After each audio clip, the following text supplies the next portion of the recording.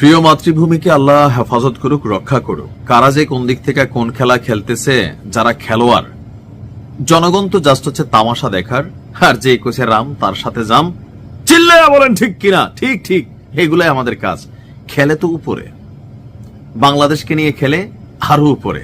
আমি জানি না যে আসলে কি ঘটতে যাচ্ছে। হুট করে ভারতের দ্বিতীয় বিশ্বযুদ্ধের কয়েকটা বিমান ঘাঁটি সচল করা, বাংলাদেশেরও লালমনিরহাটে পুরনো একটা বিমান ঘাঁটি সচল করা, এটার পরিপ্রেক্ষিতে ভারতের আবার অবস্থান হওয়া।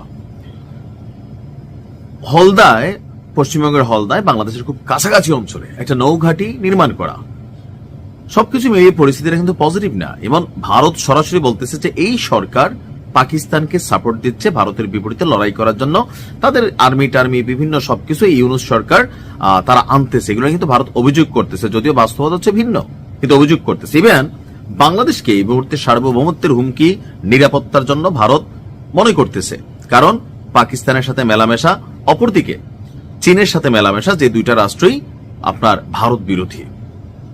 তো সবকিছু মিলিয়ে হঠাৎ করে গতকালকে ভারতের সেনা প্রধান যিনি আছেন, জেনারেল উপেন্দ্র দ্বিবেদী, দি আর ত্রি, যারা ভারত থেকে দেখেন একটু আমার জানাইন তো, কেন আমি অনেকের নামের শেষে দেখছি ত্রিবেদী, অর্থাৎ তিন বেদী, নাকি 3 নাম্বার জেনারেশন বংশ। আর একটা আছে দ্বিবেদী, তিনি কি দ্বিতীয়? জাস্ট জানার জন্য। যাই হোক, তিনি বলছেন যে যুদ্ধের জন্য ভারতের সেনাবাহিনী প্রস্তুতি নিচ্ছে, ভবিষ্যতে একটা যুদ্ধ বাঁধতে পারে, আর সেই যুদ্ধের জন্য ভারতের সেনাবাহিনী সম্পূর্ণ প্রস্তুত। গতকালকে রাজস্থানের জয়পুরে সেনা দিবসের কুচকাওয়াজ শেষে সাংবাদিকদের সাথে আলাপ করে তিনি এই কথা বলেন। তিনি বলছেন যে আধুনিক প্রযুক্তি, নতুন কাঠামো এবং দেশীয় অস্ত্র সরঞ্জামের উপর জোর দিয়েছে আপনার ভারত। ভারতীয় সেনাবাহিনী এখন সুপ্রশিক্ষিত সেনাবাহিনী, আধুনিক সরঞ্জাম এবং বহুমাত্রিক অভিযানের সক্ষমতা নিয়ে এগিয়ে যাচ্ছে। প্রযুক্তির ব্যবহার একজন সৈনিককে আরো সক্ষম করে তুলছেন। আত্মনির্ভরতা এখন আর শুধু লক্ষ্য নয়, বরং ভারতের জন্য একটি কৌশলগতভাবে অত্যন্ত জরুরি। তিনি বলছেন যে অপারেশন সিন্দুর একটা বাস্তবতা তৈরি হয়েছে, অর্থাৎ পাকিস্তানের সাথে সেটা। এই অভিযানের মাধ্যমে সেনাবাহিনী দ্রুততা, সমন্বয় নিখুঁত করার সক্ষমতা দিয়েছে। ভারতের দিকে শকুনেরা চোখ রেখেছে। ভারতের সার্বভৌমত্ব বিভিন্ন সময় হুমকির মুখে ঠেলে দেওয়ার চেষ্টা করছে। সেই ক্ষেত্রে ভারত শুধু বর্তমান চ্যালেঞ্জ মোকাবেলা করছে না, ভবিষ্যতে যে কোনো যুদ্ধের জন্য প্রস্তুতিও নিচ্ছে।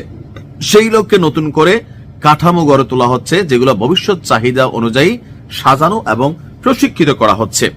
এই যে অংশটা মাথায় রেখেন, পরে আসতেছি আবার। সেই লক্ষ্যে নতুন করে কাঠামো গড়ে তোলা হচ্ছে, যেগুলো ভবিষ্যৎ চাহিদা অনুযায়ী সাজানো এবং প্রশিক্ষিত। ভারতীয় সেনাবাহিনী সবসময় যে কোনো ধরনের হামলা মোকাবেলায় সবসময় প্রস্তুত। ভবিষ্যতে যুদ্ধের জন্য তারা সম্পূর্ণ প্রস্তুতি রয়েছে। আর কুচকাওয়াজ দেখে তিনি এই কথাই বললেন। যে অংশটার কথা বলছিলাম ওই অংশটা আসি। কাঠামো তৈরি করা হচ্ছে, পুরনো বিমানবন্দর চালু, নৌঘাটি, এগুলোই তাহলে সেই কাঠামো। এমনকি প্রত্যেকটা বাংলাদেশের ভেতর দিয়ে কোন রকম অস্থিরতা যেন না হয়। 7 সিস্টার্সে বিশেষ করে শিলিগুড়ি করিডোর, এটা নিরাপত্তায় ব্যাপক হুলস্থুল আয়োজন ভারতের। তো যে কোনো কিছু হইলে তারা মোকাবেলা করতে সক্ষম। বাংলাদেশ নিয়ে তার একটা বক্তব্য হচ্ছে, বাংলাদেশের যে সশস্ত্র বাহিনীগুলো, সেনাবাহিনী, বিমান বাহিনী, নৌবাহিনী, এবং বাংলাদেশের যে সশস্ত্র বাহিনীগুলা, ভারতের যে বাহিনীগুলা, তাদের মধ্যে যোগাযোগ কিন্তু চমৎকার চমৎকার। তিনি বলছেন যে সহযোগিতা হচ্ছে, আদান প্রদান হচ্ছে, কথাবার্তা হচ্ছে। এমনকি দুই বাহিনীর যারা ঊর্ধ্বতন আছেন তাদের মধ্যে আসলে কোনো শত্রু ভাবাপন্ন বা রিস্ক ফিল করা ওরকম না। তো তাহলে কেন এত প্রস্তুতি? এই যে কথাগুলো, তো ওইগুলো পজিটিভ ছিল। আসলে এটা হচ্ছে সম্পর্কের জায়গা থেকে রাখা। এমনকি বর্তমান অন্তর্বর্তী সরকারকে তারা খুব বেশি মূল্যায়ন করছেন না, তারা রাজনৈতিক সরকারের অপেক্ষায় আছেন, সেটাও কিন্তু বলছেন যে রাজনৈতিক সরকার আসলে সব ঠিক হয়ে যাবে। অপরদিকে দেখেন নরেন্দ্র মোদী, তিনি বিএনপির যিনি বর্তমান চেয়ারম্যান জনাব তারেক রহমানকে আগামী দিনে ক্ষমতায় দেখতে চান। তিনি মনে করেন তারেক রহমান আসলে সবকিছু ঠিক হয়ে যাবে। তো সবকিছু মিলিয়ে আসলে ভারত মনেই করতেছে যে কোনো সময় একটা যুদ্ধ বাংলাদেশের ভিতর দিয়ে ঢুকবে আর অবস্থান নিবে। তবে এই যুদ্ধে বাংলাদেশি মারা খাবে, আমরা মারা খাবো, কারণ আমাদের কিছু নাই তো ভাই। ফেসবুকে আমরা লাফাইতেছি ভাই, নারায়ে তাকবীর দিয়া হয়তো সওয়াব পাওয়া যাবে, জান্নাত পাওয়া যাবে, কিন্তু এটা দিয়ে ভারতের সাথে যুদ্ধ করা যাবে না।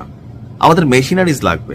যার কারণে ডক্টর ইউনূস যখন যুদ্ধ বিমান কেনার কথা বলছেন পাকিস্তান থেকে, চীন থেকে, আমি সবসময় পক্ষে। কেন? সামরিক শক্তিতে যতক্ষণ আপনি ভরপুর হবেন না, কোনো দেশে আপনাকে গণবে না। এখন তো যুদ্ধ প্র্যাকটিক্যালি হয় না ভাই, আগে মিসাইল মারে, আগে ক্ষেপণাস্ত্র ছড়ে। ভারতের কাছে আছে পারমাণবিকভাবে সক্ষম একটা রাষ্ট্র, এমনিও আছে বহুত, আমাদের কাছে ওই রকম কিছুই নাই। সো প্র্যাকটিক্যালি থট করতে হবে, সামরিক বাহিনীকে শক্তিশালী করতে হবে, আমাদেরও প্রস্তুত থাকতে হবে। ভালো থাকুন।